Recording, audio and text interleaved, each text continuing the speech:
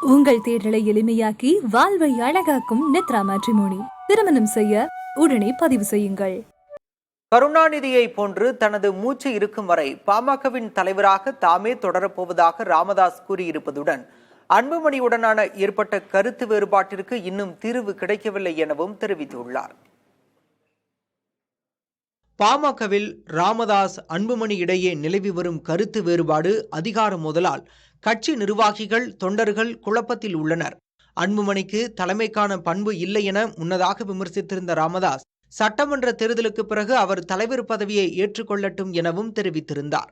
இப்படியான நிலையில் தனது மூச்சு இருக்கும் வரை பாமக தலைவர் பதவியில் தாமே தொடரப்போவதாக தெரிவித்துள்ள ராமதாஸ், திமுகவில் ஸ்டாலின் எப்படி பொறுமையாக இருந்தாரோ அவ்வாறு அன்புமணியும் பணியாற்ற வேண்டும் என கூறினார்.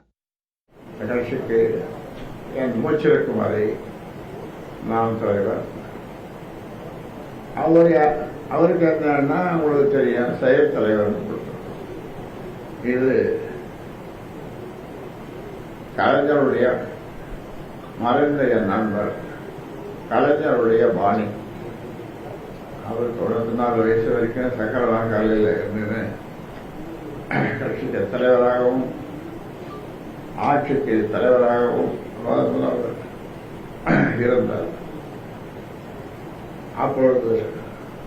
இப்பொழுது முதல்வராக இருக்கிற மாண்புமிகு ஸ்டாலின் அவர்கள் முன்முழுக்கவில்லை. அவர் நல்ல பொறுப்பு கொடுத்துருக்கார். செயல் தலைவர், எல்லா பொறுப்புகள சிறந்தது செயல் தலைவர். ஒரு கட்சியினுடைய வளர்ச்சிக்கு செயல் தலைவர் மிக மிக முக்கியம். அதனால அந்த பொறுப்பை கொடுத்துறோம். அவர் அதை ஏற்க மாட்டேன்னு சொல்றார். எல்லா பிரச்சனைகளுக்கும் தீர்வு உண்டு, ஆனால் அன்புமணியுடனான கருத்து வேறுபாட்டிற்கு இன்னும் முடிவு கிடைக்கவில்லை என கூறிய ராமதாஸ், எனினும் சமரச பேச்சுவார்த்தை நடந்து வருவதாகவும் தெரிவித்தார். பேசணும், பேசிக்கொண்டிருக்கிறோம், பேசிக்கொண்டே இருக்கிறோம். முடிவு எல்லாத்துக்கும் ஒரு முடிவு வரும். முடிவு என்ன வரல.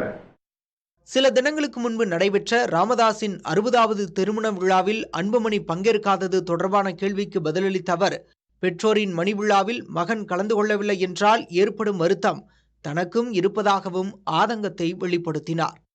உங்களுடைய 25வது மன விழா, அதுக்கு உன் பிள்ளை வரலன்னா, அல்லது உன் பெண் தெய்வம் வரலன்னா, பெண் தேவதை வரலன்னா உங்களுக்கு எப்படி இருக்கும்?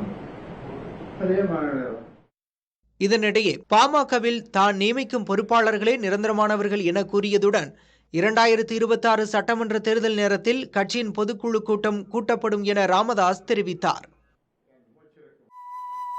உங்கள் தேர்தலை எளிமையாக்கி வாழ்வை அழகாக்கும் நித்ரா மேட்ரிமோனி. திருமணம் செய்ய உடனே பதிவு செய்யுங்கள்.